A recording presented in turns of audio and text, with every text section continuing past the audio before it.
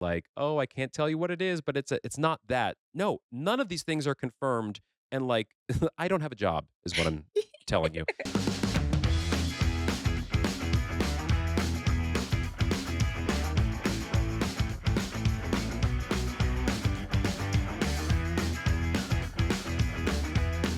Today's guest is the definition of range. He's a Broadway standout, a TV regular, and a performer who keeps you guessing. Yet another incredible storyteller and artist. You've seen him in Jersey Boys, Waitress, Chicago, and on your screen in Madam Secretary and Supergirl. And now he's turning heads and raising eyebrows as the deliciously slick villain in Boop at the Broadhurst Theater. Today we're talking favorite roles, career highs, and what it takes to play the bad guy for the very first time on a Broadway stage. Please welcome the always electric and honestly, my crush, Erich Bergen. Thank you very much. I don't know how Ah, to there's no audience here, but, we can imagine that we there's can't imagine. big please sit. You're very Oh, kind. please sit. Yeah. Everybody, stop it. All right, Eric, we're so excited to have you First of all, here. you called me an artist. That's the f I didn't You I are never an artist. Really? I feel like acting is an art. I call It myself an is. artist. Oh, okay. All right. I never think of myself I mean, yes, I suppose, but I never think of myself as an artist. I don't know why. It's the first time I've ever heard that said out loud. So maybe I'm just having an out of body experience. I feel like acting is one of the ultimate forms of storytelling, and storytelling is an art. But I could Oh, be I agree with wrong. no, I totally agree with you. I think what I'm saying is I don't associate myself with that. I mean, yes, that is what I do, but it's interesting to hear myself described as an artist. Okay, I'll take it. I'm autiste. Autiste.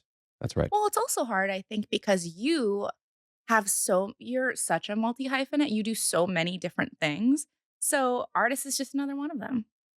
Yeah, I'll take it. It's gotta be maybe I need, like, an acronym, like, some kind of, like, initial acronym to start to because you're right, I do a lot of things. I What would you say are, like, 5 words that you would use to describe you?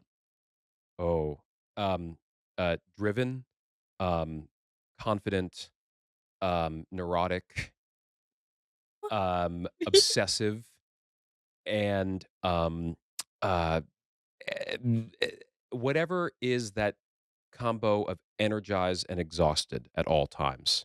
Whatever that's not even middle ground, but how can you be 100% exhausted and 100% energized at the exact same time? Whatever that word is, that is me. That is Could be just fantastic. an allergy situation, but I living in New York City, my allergies are insane. it's out of control right now. Your body should be used to it because you grew up in New York, but I guess you never get used to it? I don't think you ever get used to it. I am on a diet of Zyrtec and seltzer at this point. That is all I can eat or handle. It is I thank God I only have one song in Boop, otherwise It's a I would great be song, wrecked. though. It's a It is great a great song. song, and thankfully it's lower than I normally sing, so my warm up is minimal. But yeah, the allergies are bad right now. I don't know if this is interesting to anyone except for people who perform on Broadway, but it is awful. Someone said to me it has something to do with the fact that there's too many male trees planted. I don't know. What?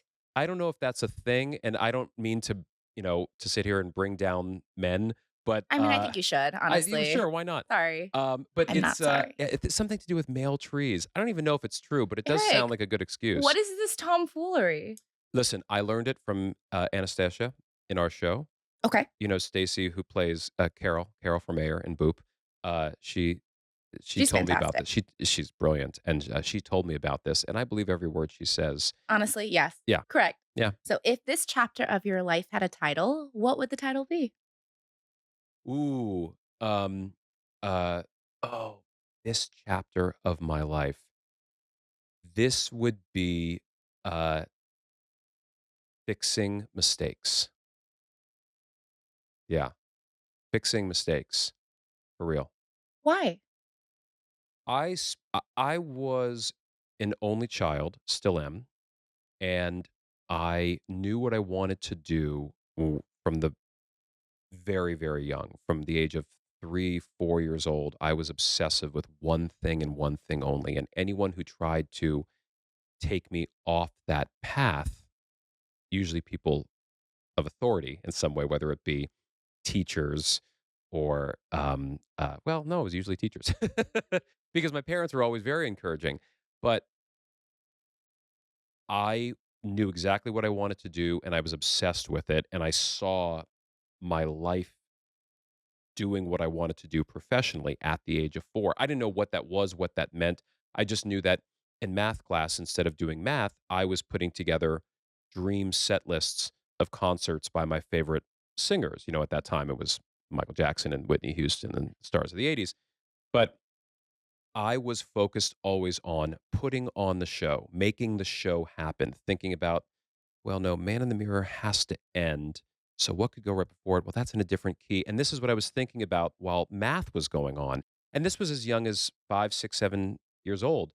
Um, and I just knew that I wanted to put on the show. I remember seeing Michael Jackson's halftime show at the Super Bowl in '93 and then recreating it using video cameras and my Playmobil set, right? It was less that I wanted to perform and be in it, and more so that I wanted to figure out how to get the stage on, from what angle could you shoot that? Where could he hide so he comes up the trap door?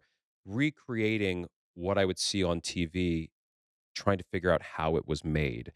And anyway, I became obsessed with those kinds of things, and I was so determined to get there. I started.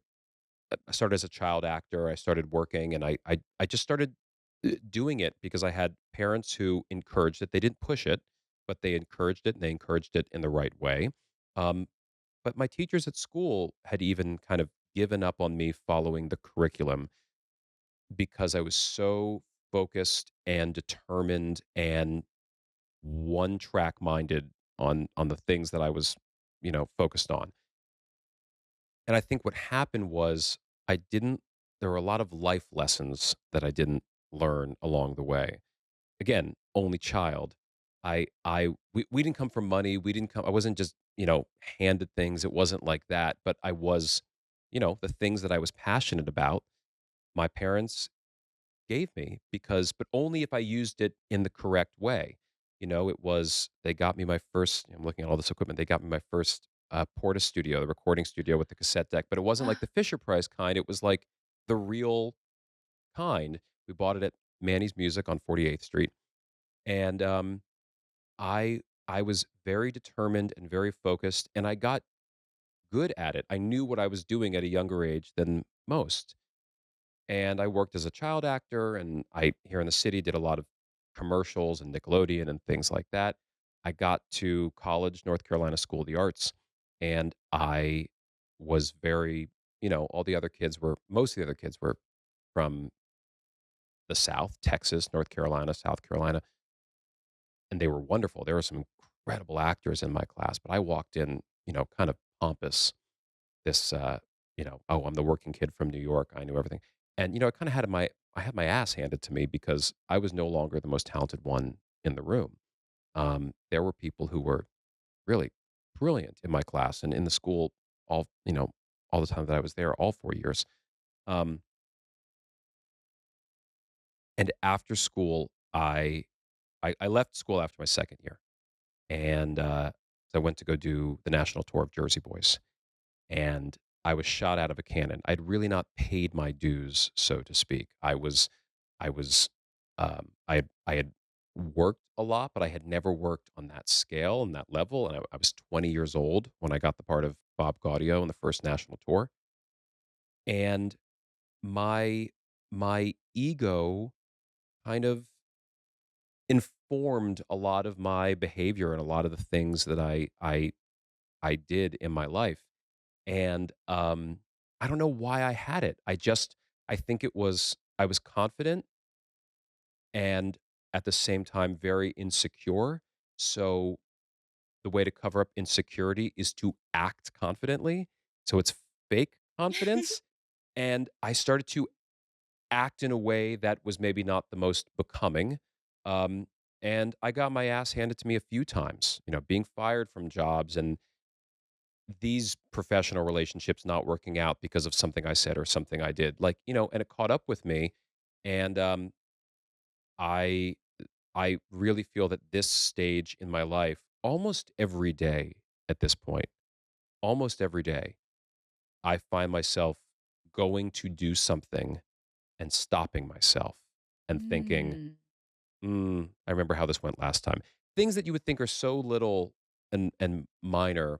Um, I just I'm just a fighter in terms of fighting for the thing I want and fighting for the thing I think is best for me, and sometimes the thing I think is the best for the situation.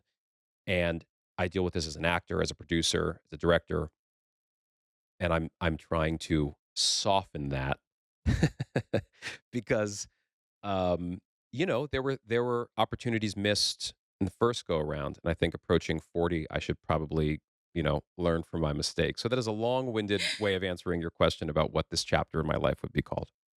I love it. I feel like I learned so much about you. And one thing that really fascinates me about you, one of many things, is you are such a multi hyphenate. You have so many things you're doing, but all of them come out of a place, at least to me, all of them seem to come out of a place of wanting things to be better. Always. I always wanna make m the biggest mistake I get into is that I think I see something not working out, and I think, "I can do it. Just let me do it." And, first of all, I'm not often right. I often have the confidence that I can do it, but I really can't. But also there's a better way to handle it, the internal politics of any kind of work environment. Um, but yes, I do a lot of things, and they all come from the place of I have a great idea and I want to execute it as quickly as possible. I want I want other people to experience this. I want other people to feel the thing I'm feeling. Not just I want to show off the great idea I had or look at me. It's I want the thing that drives me more than anything else is to give people a great time. I want to entertain people.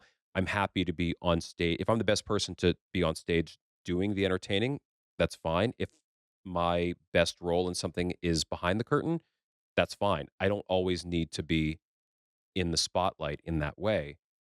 I just want everything I do comes from a place of I want other people to know about this. I want other people to feel the same thing I'm feeling. That is such a gift because I think a lot of us go around in the world and see something that we want to be changed. But for whatever reason, maybe we don't have the resource, maybe we don't have the confidence, but we go, wow, this really needs to get changed. And then we just move on. We don't take the action. It's very hard to be like, not only does this need to change, but if no one else is going to do it, then it has to be me. That is a brave thing. Well, it's sure, yes. I often I'll start to do something and, then a few minutes later I go, "Why did I do this? Why did I say yes?" Because now I have to see it through, right? Right. Um, but yeah, it really does. It just comes from when I started out, I wanted to be a part of the thing. I wanted to be a part of making so many of us who start in this business, and I think a lot of people feel this way going into any business or industry. How do I begin? Right? Mm, What is that first step? As if there is some magical first step that everyone's supposed to take. And the worst answer in the world is the true one, which is there is no right first step. Everyone's on their own path, which to someone like me is so infuriating. It's just like it's like when you learned how to do a podcast. I can speak from experience on this. In college, I had a podcast. mhm. This is in 2003 or something like that. I started a podcast in my dorm room, and this is when podcasts were just. This was pre-podcasts being available on iTunes, so it wasn't even really a thing yet. And it was all about Adam Curry, who was known as the Podfather, and I wanted to have the first like arts and entertainment podcast. I remember seeing like, well, you need an RSS feed. And I was like, cool. What's an RSS feed? And I remember learning and getting into it. Like, do I type this or e- do I buy an RSS feed? Like, how does that Right. work? That's something that's technical, right? You can be told, here's an actual answer. But how do you become a working actor? There's no there's no right answer. Somebody said to me when I was a teenager, just find a way to get in the room, and then you can figure it out from there. It's all about meeting people, but you have to get into the room. And the only idea I could think of was, again, I was born and raised here in New York City. I loved going to Broadway shows. I didn't always have the money to go see the shows. I just wanted to see the shows for free. So I got a job selling T-shirts at the Schubert Theater for the Bernadette Peters version of Gypsy, and it changed my life because all of a sudden I was in the room. I was in the house before the house opened. I got to see the dancers warming up on stage. After we closed the merchandise shop at the start of the show would begin. We would go down into the lower lobby to kind of count the cash and do the paperwork, and that's where Bernadette would make her entrance with the dog to go upstairs to make her entrance through the house. She would come through the pass door downstairs, and she would say hello to us. And all of a sudden, now Bernadette Peters is saying hello to me, and now I'm back. I'm seeing the show for free. I'm allowed in the building. I'm allowed to wander around in the building. Like that sense of freedom, as well as empowerment and like part of the club. Like it felt better than when I got my driver's license. I mean, it was so um, it was magical. It was tingling, um, because it all of a sudden meant that I was part of something, and then I could figure out, "I wanna do that, or I wanna do that," or I can start to ask questions. I can talk to that person, right? They were no longer an idea, they were a human being. So, I took that advice of just get in the room, and that's how I kind of jumped in. But it's always been from a place of, "I'll do anything." To this day, at Boop, my job is to be on stage. If somebody said to me, all the counters are they're stuck on the train, all the employees from the merch counter are stuck on the train, we can't sell any t-shirts. I would say, here's what we do. All the cast members should go work at the merch booth during, and we'll make that a thing that we announce before the show or something. Like, how fun would that be? And let's do, because that's where my brain goes. My brain always goes to the solve and how to make a moment out of it. Um, so I don't know. I just I want to make the show happen. I want to make it, you know, I want to make things. That's what I feel. I don't get a lot of sleep. Well, speaking of people who don't get a lot of sleep, we have to talk about your Madam Secretary character because Yeah. I was like, I think this gentleman is actually very similar to Blake. Like, there's a lot of respectfully, I was like, there's a little bit of neuroses here, and Oh I yeah. like it. It's It's funny how fun. many people come up to me saying all genders, all races that they say they are Blake. Like for whatever Yes. reason, that character hit upon it touched a lot of people. A lot of people connected to it strictly from on an OCD level. Like strictly on a purely neurotic OCD level, like people who love organizing things as a passion. I can Here we go. This It's so seems yeah, fun. there you go. It's so fun. I love There organization. you go. Yeah, you love that aisle at Target where there's the multicolored, like, Post-it notes and everything. It brings me so much joy. I There love you go. stationery. There we go.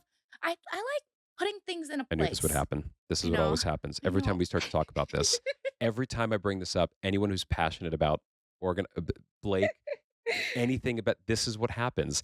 It's multicolored Post-it notes. It's like a joy It's thing. wonderful. I Yeah, love multicolored Post-it notes. I love highlighters. I really love custom stationery. sure. Because it's yes, it's for other people to see, but it's really for me. It makes me feel better as a human. I'm Go on. done. No, expand. I'm done. What are your other favorite products? Let's talk. What are the other tangible products that one can buy at a stationery store that makes you feel things Okay, inside? one thing that I really want, I haven't bought it yet because I think I'll end up never interviewing, never telling stories. I will never have another audition again. I really want to buy a Cricut machine. Okay, so I know about the Cricut because my mother's into crafting. My mother has this podcast, this website Yes. called Craftcast, Love it. which is you get to learn great arts and crafts virtually. So I know about the Cricut, and I know about what's the other one? There's another one that's another like is Cricut's not the 3D printer. Cricut's the Cricut's not a 3D printer. It's more for, like, vinyl and, it's kind of like screen yes, yes, printing. yes. Right, It's that's the Cricut. Right, right, incredible. right, right. Yep. Okay. This is I know. Yeah, this is so not my world, but I love hearing about this. Do you have a favorite pen?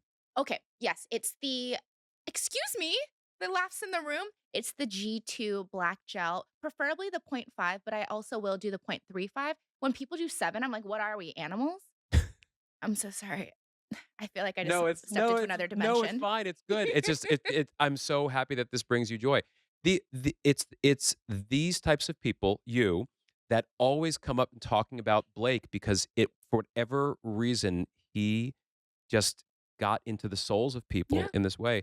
But Blake was also very I loved there was an episode where Blake came out as bi on the show, and I got notes and letters from people from countries where it's not allowed. Mm, And the stuff that was said to me on Instagram, I got handwritten letters. To this day, I get stuff even said to me at the stage door. People say, "You helped me come out," things like that.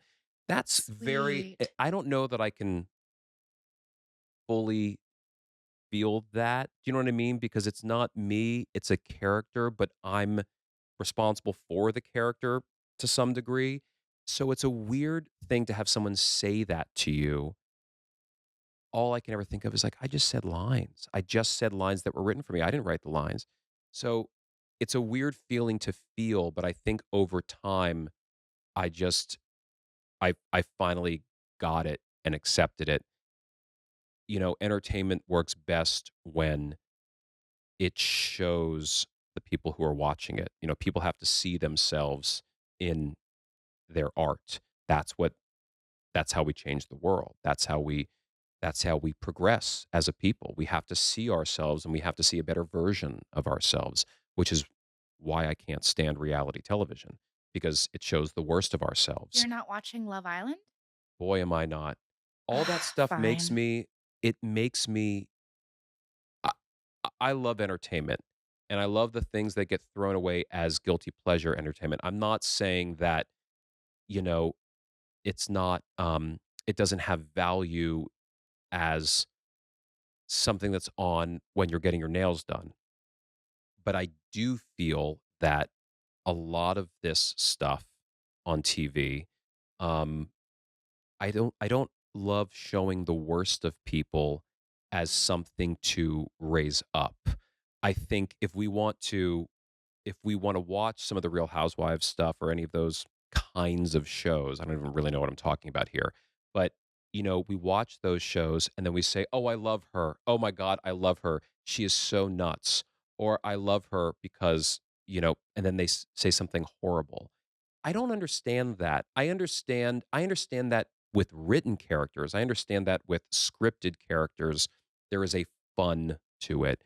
But if we're trying to say that these are, and I don't know how real these reality shows really are, Mm. but I don't know. I don't like raising up bad behavior in entertainment. I don't get that. I'm happy to have an argument about that with someone who has an opposite, take on it. It's just not my thing. Um, I don't like that personally. Um, I don't even know how we got here, but I started going off on a tangent, and that's my Well, feelings on I that. was really hoping we'd go back and talk about pens, but I guess we have to talk Listen, about I'm happy to this. do that. I'm a little obsessive. I love the Blackwing pencil, which it was used on Mad Men a lot because it's kind of the main pencil of that Ooh, time. that's nice. It's That's a it's nice. got a nice I like hand. that. But yeah, I do. We had I was very specific about the pens on Madam Secretary and very specific about the Bless you. ties, and the ties couldn't be any wider or thinner than the lapel of the jacket. Like the Oh, I like specificity, that. yeah, they're yeah. Well, I think as an artist, I Yeah. think that it is all about specificity because you said earlier that, like you just read the lines, like you didn't write it, but it's these little things where someone goes, "Oh, I see myself in that," or like Mhm, these choices that you made were intentional. mhm. There's so many bits and pieces of you in any sort of character. And I feel that way about my work where I'm like, oh, why did I do that day? And I'm like, oh, this thing was happening. And like I brought some of, you bring your everyday life and Right. things to the world. One thing that really sticks out to me about you is that you're not a fan of sort of bad people. And I would hope so. But in reality TV, so much of the people we talk about are the villains. Mhm. And yet you Here I are am. playing a villain for the first time. I Best am. 11 minutes of the show. Thank you I very love much. Thank such you. a good 11 minutes. Thank you. Well, it is. It's true. I mean, Raymond Demarest in Boop he's the sanitation guy for New York City. He decides to run for mayor. He's a corrupt politician running for mayor in The New York City. trash needs to be taken out by the trash man. I know, and really, where could we possibly have ripped this story from? Um, I know, corrupt politicians in New York. Who'da thunk? Um, the the interesting thing about Boop is that it's a musical comedy. It's a musical comedy in its strictest form. The format, the structure follows a structure that has been proven to work since the beginning of the musical comedy. Um, Bob Martin has written a script that is a laugh a minute by everyone in the cast.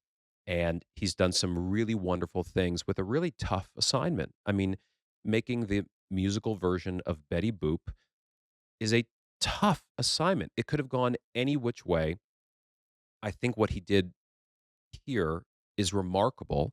And I think the casting is remarkable because the cast took the material, honored it, and raised it up, which is not often the case. Often you'll have a cast that's really good and raises up not great material, Correct. or you'll have material that is kind of actor proof and anyone could do these Mm, parts. Not anyone, but you know what I mean. This is an interesting combination. The script was killer. It's killer. so It's good. so fun. And then the cast came in and had even more fun with it.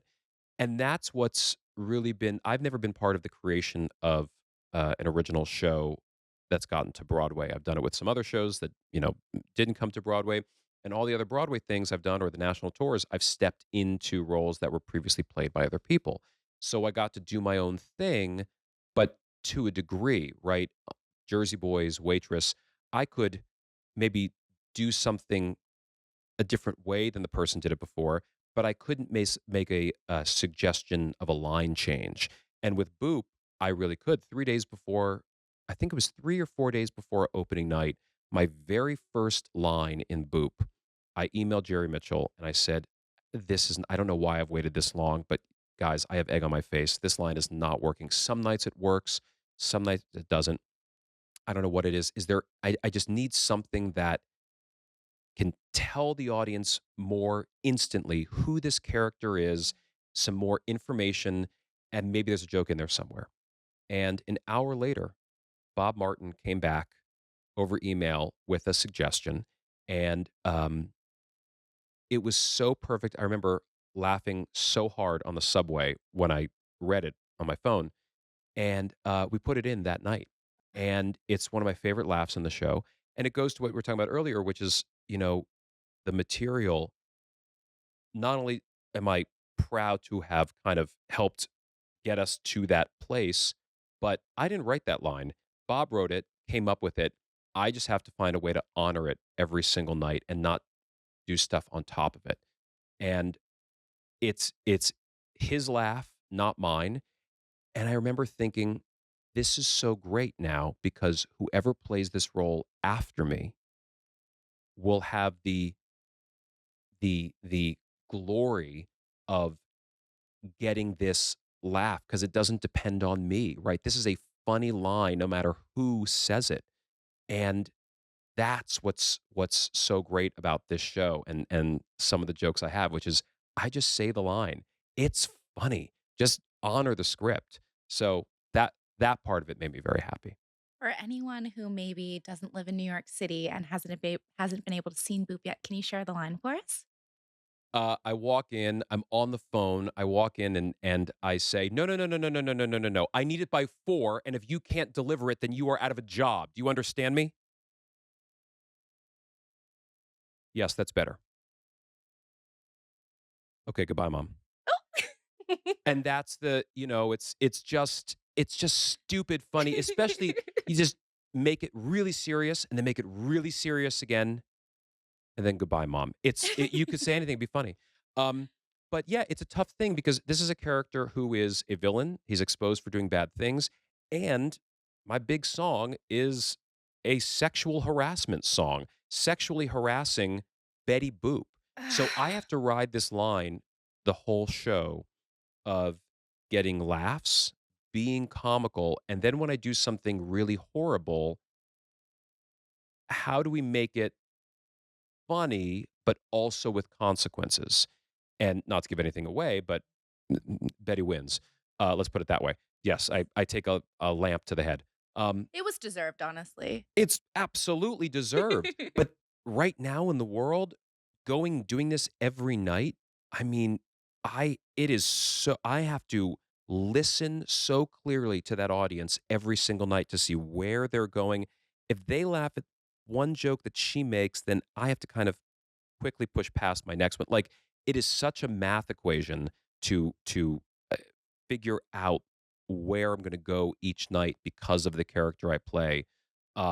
It's the reason when I walk off stage, even though it's just a few minutes, it's exhausting. It's not even exhausting physically, it's exhausting the specificity. Eh, I can't walk through this every night. The audience is a major character in this show, at least for my part, because it's delicate, and you don't want to offend, you wanna laugh, but you wanna make people laugh, and you also wanna make them think, but at the end of the day, it's a light musical comedy. It's a lot, but I love every second of it, and it looks like the audiences do too. I mean, they seem to scream at the end, and no one boos me for my bow. Not yet, anyway.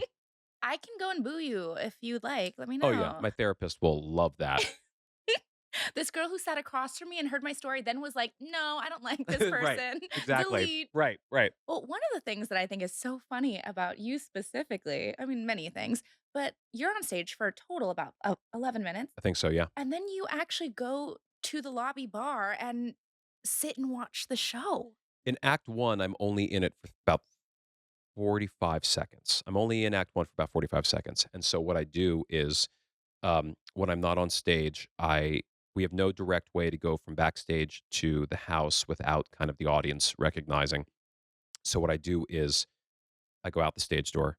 I say hello to the police horses that are usually waiting outside the Mhm. theater on 44th Street, as well as the bomb sniffing dogs. Hello. They're adorable. Adorable. And then I walk into the lobby and I watch the show from the back, um, because it's a magical show. And I my favorite thing in the world is to feel what the audience is feeling, because you know that it really is two different things. The feeling of being on stage, so many times, actors will do their number or a song or a moment, and they'll come backstage and they go, "Oh, this audience sucks." Like, "Oh, it didn't get a laugh." And I started to think like, "Well, is that true?" So I would go and watch the show, the part that I'm not in. I would go and watch the show from the audience. And then one time I went backstage immediately after this one part. I went backstage and one of the actors said, "Oh, I didn't land it tonight. The audience just hates me." And I realized, "Oh no, us actors are crazy," because Mhm. I was there. The audience went nuts for them in this moment. But sometimes you just don't feel it. Sometimes it sounds differently. Audiences are louder. Sometimes audiences are softer. Whatever it is, it's uh, it was very comforting for me to go into the house and watch the show and realize, oh no, they enjoy it. They're just enjoying it in their way. Um, Of course, in act 2, when I perform, I still, "Oh, they didn't get it tonight." Like, I still become an actor too. So, no, but it's great, and it's such a fun show to watch, and the dancing in the show is incredible, and our ensemble is just insanely talented, and Insanely they're talented. insane. And getting to watch Jasmine be Betty Boop, I keep saying I have the best seat in the house. I get to, watch the audience watch her, but then I also get to watch her. I mean, she's really incredible, and she deserves all of the attention that's coming to her. And I keep saying that she reminds me so much of Lucille Ball, because Yes. I think it's one thing to be funny. It's one thing to be talented. It's another thing to be smart. To be smart on stage and to be vulnerable at the same time, to be smart enough to know to give something but not force it. I mean, she really does give a different performance every single night because she's a true comedienne.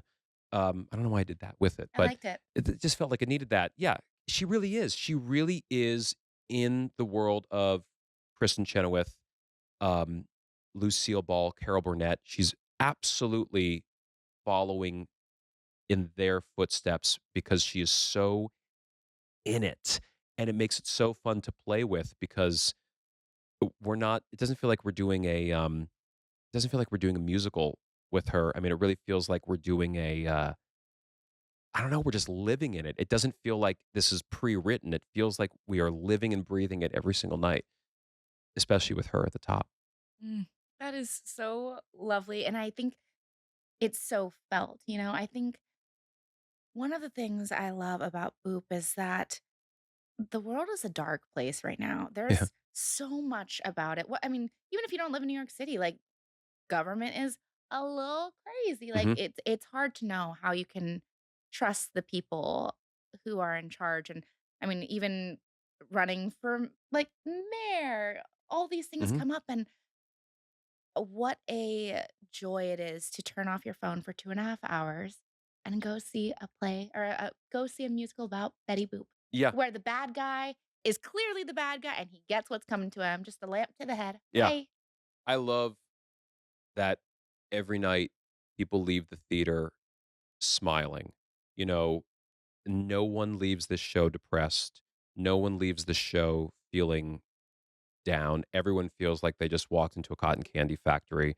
Um, but not in the way, it's not how do I say this? It's not, even though it's for the whole family, it's not a kids musical. It's not a family musical in that sense. It's great for everyone, but it is not n- we don't speak down to the audience, right? In fact, if anything, we kind of wink to the audience the whole time. Um, it's kind of a magical thing that Jerry Mitchell put together here, um, and that's one of the reasons why I love it. It's also one of the things, how many times have we heard uh, the phrase, that people leave humming the songs, and they used to say, "Oh, you used to leave the theater humming the songs, and you don't do that anymore." This is a show you really do. You do. On my dressing room, 40 looks over 44th Street. We look right over to the St. James Theater. So the two things that I hear every night from my dressing room, about halfway through, we hear Tom Francis walking down 44th Street singing Sunset Boulevard. Yes. And the other thing we hear is at the end of our show, as I'm getting changed back into my regular clothes, I hear people singing Why Look Around the Corner from our show, leaving the theater actually singing it, and I can't remember the last time that's happened. So, and that's a testament, obviously, to Susan Birkenhead, who wrote these delicious lyrics, and the master, David Foster, who knows how to write a melody better than anyone, one that really sticks in your head. So, it's been the greatest gift, this show, and I can't wait to see its life. I mean, this is a show that I can't wait to see the first high school production. I can't wait to go up to Stage Door Manor where I started and go see the first production at Stage Door. Like, it's a show that's going to last a long, long time. Um, and I think I'm very excited to see the future of this show. I'm very excited for you to hopefully play more political heartthrobs. Let's go. I do love doing the political thing. I do it's not that I love doing political things. I love shows that are very talky and jargony. It's why I loved Madam Secretary. It's why I love Boop. I got to do few episodes of Bull, and I loved that, and I So got to play a good. lawyer on that. I love anything that is that, West Wing style. I love writing. I love writing and I love plot, more so than I like character and vibe. I'm just like, I don't know, like I want to walk and talk while a camera goes backwards, and I'm holding folders and files. Like, that to me makes me very, very happy. Um, so that's, I don't know what I just confessed by saying that, but that is an inner joy. I love that you are so wildly intentional. I feel like there's so much specificity, not only in your work, but who you are. Because I mean, that we know of, we only get this one life. Yeah. That we know of. That we Who know of. knows? Yeah. Who knows? Yeah. And I feel like you have not wasted time. You are not wasting time. I am not wasted time, and I almost to a fault. I sometimes need to be a little bit better about step back, um, because the brain's always going, and the problem is when the brain goes, I then start to do stuff with it as opposed to just having the thought. On the way here this morning, I was trying to get the rights to something, and I don't know. I do feel that one thing that has changed in our industry is that it all moves at a much faster pace than it once did. The creation of art and entertainment moves at such a fast pace, and even though I don't like that, and I don't think that we take in things as well as we could have if we moved at a slower pace. I have to compete with the way that the industry works. So it is about moving quickly. Um, but also, as someone who was diagnosed with cancer at the age of 27 and then went through chemotherapy and all of that, like I have had, you know, shit handed to me. And I have had that, you know, I've looked in the mirror and seen the ticking clock um, a few times in my life, and at that one point in my life, very in a very real way. And so I do feel the need to put my stamp on art and entertainment as in a profound way, but also in a like, come on, let's do this. We got to move. But it's all very intentional. Everything I do is very intentional. A lot of things have shown up in my life accidentally. I became a producer accidentally, and then when you look at it, you go, "No, you trained for this for 25 years. You just got the opportunity to do it." So it's that phrase, luck is what happens when opportunity meets preparation. That's what that was. When I became a producer right at the beginning of COVID, it was 25, 30 years of preparation and a moment to grab it by the horns and do it. And that's what that was. It is incredible to hear so much about your journey. And I feel like the one thing that keeps coming to my mind is this idea of a legacy. Like, what are the things we leave behind and what do we hope to leave behind? Yeah. Especially, I mean, you have such a huge body of work and you've had such a long journey. What do you hope your legacy is? Um, I want the work to speak for itself. Um, I think about my idols. My idols were people that um, everyone just kind of felt energized and relaxed by at the same time. I think of people, my heroes, and this is going to be a very broad group of names I'm about to say, but Michael Jackson, Sammy Davis Jr., um, Peter Allen, Barry Manilow, um, uh, Neil Diamond, Elvis Presley. It was that level of energy, of joy and performance. Just, you didn't even know what you were watching. You're just watching just just fantasticness. And then on the comedy side, it's people like Marty Short. Who you just He met. just came to the Ah, show the other night, which you met your I met hero. my hero, truly. Oh, normally I'm scared to do that. I'm like, please, let me just imagine you as Oh, magical. let me tell you something. Two of my biggest heroes, Marty Short and Barry Manilow, two of the people who are the nicest people in the world. I can't even tell. Both times when I met both of them, I felt both times, oh, it is good to meet your heroes. But that level of I just want the curtain to go up and everyone to feel as if they're at a party, that their troubles have gone away, that the grocery list has gone away, that it's not about n- you know nothing I do has any hint of divisiveness in it. I always try to create things where people who you would never expect to be in the same room are in the same room. Um, I look at I look at art, entertainment, music as the great connector, and it's one of the reasons I hate so much that the entertainment world has become so divisive in the current political system. Why that if I love country music, why does that mean I voted for someone or versus someone else? Why, if I go to this event or I like this show, does that mean that? I think that art um is the great connector, not the great divider. And I think anyone who uses art to divide is a fool.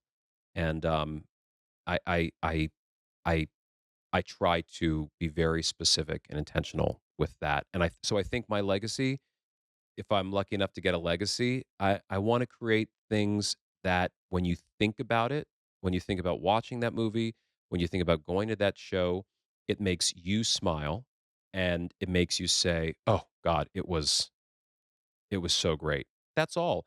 I don't need you to say, "It touched my" I don't need any of that. I just want you to say, "It was great." I think everyone who has ever seen your work would say a little more than, "It was great." Oh, there's this reviewer in Chicago. I did a play out there F once. that He didn't like guy. oh, okay, never Respect mind. not respectfully. That person's No, no, wrong. no, no, no, no. I'm kidding. I'm kidding.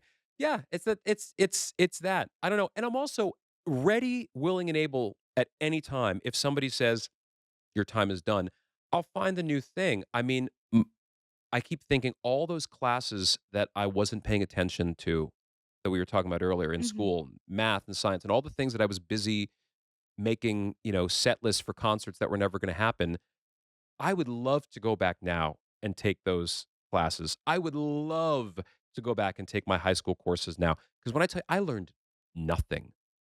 I mean, I'm an idiot. I know no things. This is why you get hit in the head with the lamp. Just get out of I can here. tell you what songs were cut from Company, in what key they're in. I can tell you what songs didn't make it on the Bad or the Thriller album. I can tell you all these things, useless trivia.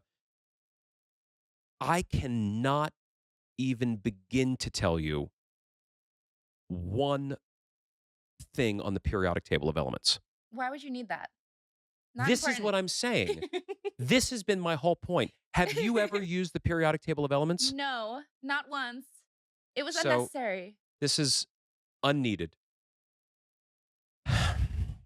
We have a lot of feelings, and I really, really like it. That being said, I don't think there was no reason to put me through biology. Why did I need pre-calculus? I talk shit for a living. Why? This Why is did I my need feeling. that? You've got to figure out what you want to do in life by the age of 10. If you don't have it figured out by then, I don't know what to tell you. No, I'm Well, kidding. I'm and the thing kidding about but all of it. but the thing is you actually did know. I remember I you did. there was no backup plan. This was always it. This is no, and there still is no backup Are you plan. This is it. But yeah, what's interesting is that I didn't realize that, and this is part of the only child thing, I didn't realize that everyone else wasn't the same. That was Mm. my biggest problem. That's what got me into trouble. I never realized that I didn't realize that there was another way of thinking about anything. When you are an only child and you are an obsessed child and you kind of know what you're talking about and you're good at it, you don't see other opinions and thoughts and you don't see other you don't see others, and that's hard.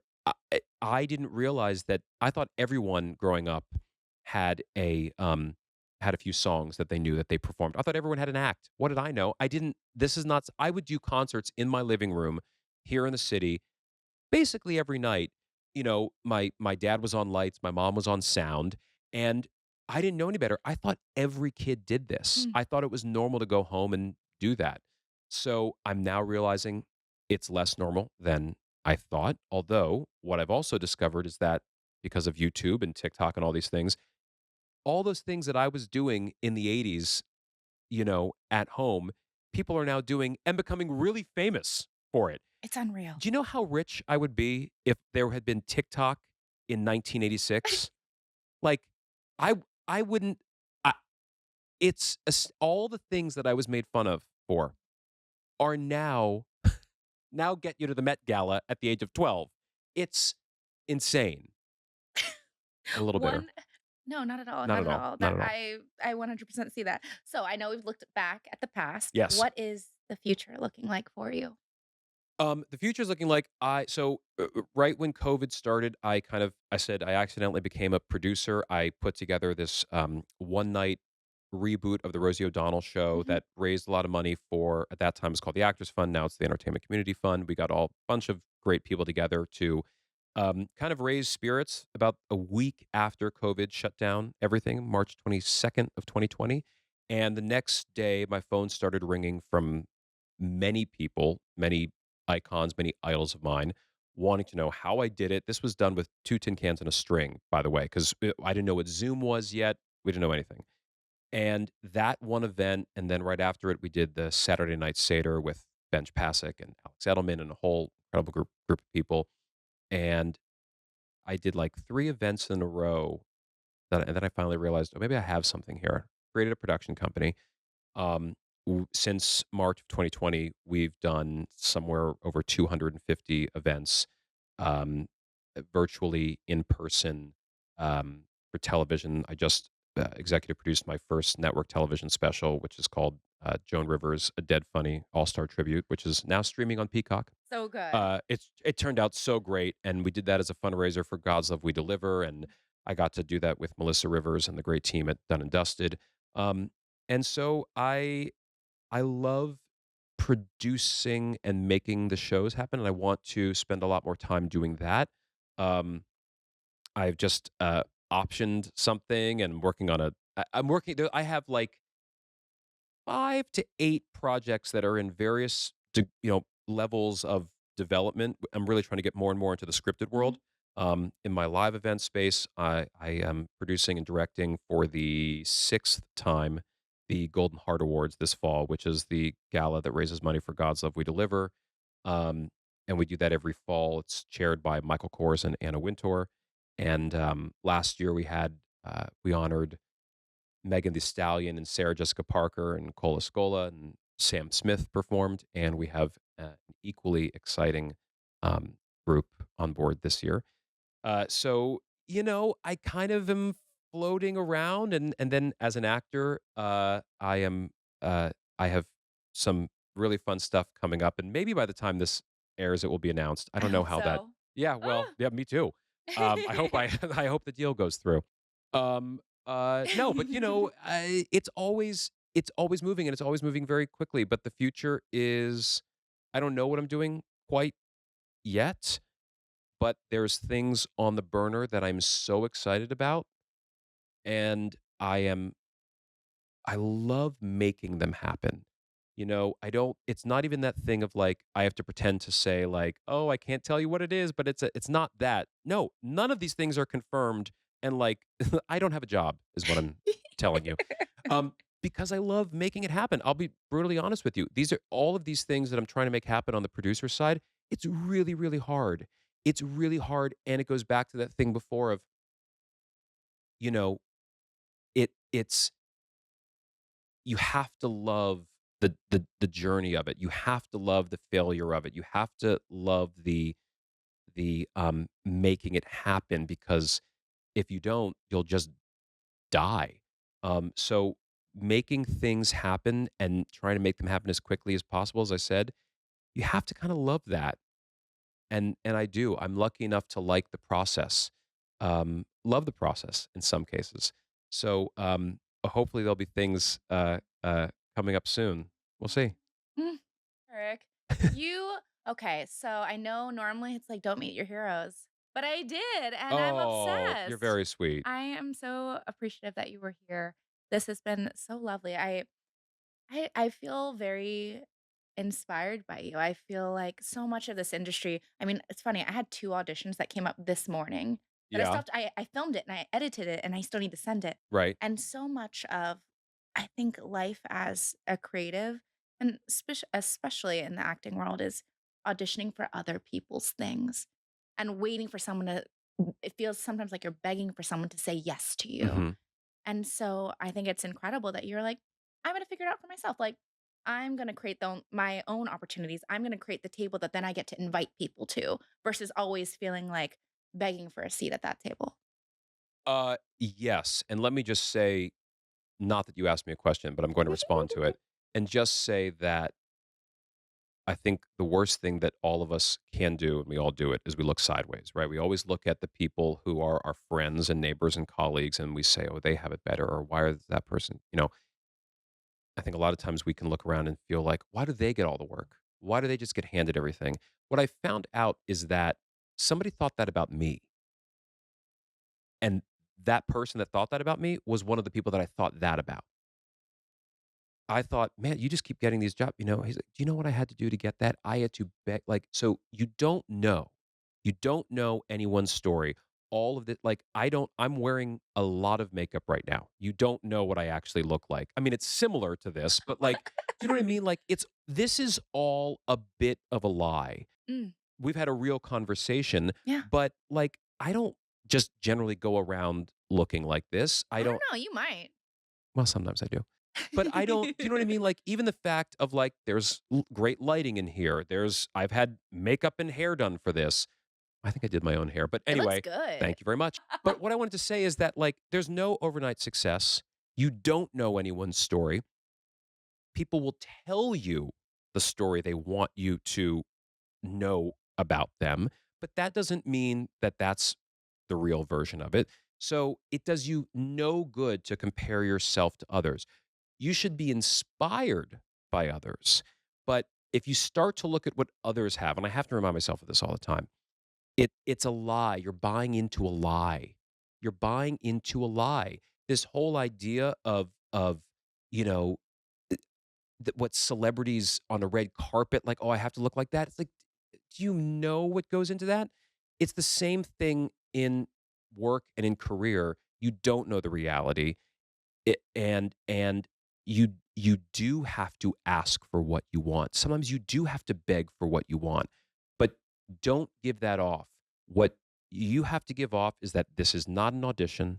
You have to give off the energy of, this is what I have to offer.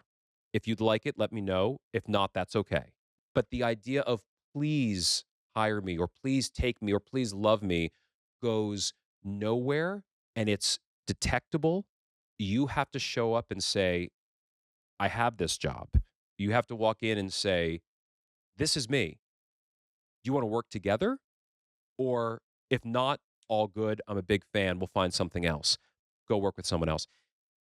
Audition is a dirty word. I hate it. Same. Same, Eric. On that note, I have 3 self-tapes to do later today. Oh, no. Kidding. No, I think I do, actually. I think I do. I think I'm Yeah, late we on one of do. them. Oh, I probably didn't get it. We'll find out. rude. Rude. Send those people to jail. Yeah. Immediately. I will. Eric, you are absolutely incredible. Thank you so much for joining us Thank on you. Had to Ask. You just gave me all the feels. I just adore you. Why is this called why do you call it Had to Questions Ask? that we had to ask. Like, Oh. we ask real questions, not just like, what is your dream role? Oh, yeah. Not the, favorite role so far. Yeah. Which I think also is fun, but I'm like, I could Google search that about you. Yeah, that's But could I true. know your favorite pencil? Maybe that actually is out there about you. I don't know, but you did have to ask it. I did. Yeah. Well, you asked about my favorite pen. You just knew that about me. Bless. Bless you. No one has ever asked me about my favorite pen, and that is a lack of friendship. Yeah, I'm sure Drew Galing's not gonna ask you about your favorite pens. He's Drew. so nerdy. Drew. Oh, please Sorry, use Drew. that. Please use that clip. I love Drew Galing so much. I love him so much. You guys have parallel careers. I love it. We do. Sort of. Sort of. I do love Drew. He's coming today? Yes, he's coming today. Oh. Ask him what he thinks about me. You don't have to air it. I just No, want my I own. need to know. Yeah. I will send this to you, What if it- especially if it's horrible. I will Oh definitely. yeah. This episode of Had to Ask was hosted and produced by me, Melanie Sutrathara. Filming, editing, and co-production by the amazing Joseph Loper. Filmed on location at the iconic Stay Gold Suite at the Chatwall in New York City. Make sure to follow, leave a rating, and subscribe. It helps the show grow and gets us one step closer to world domination. See you next time on Had to Ask.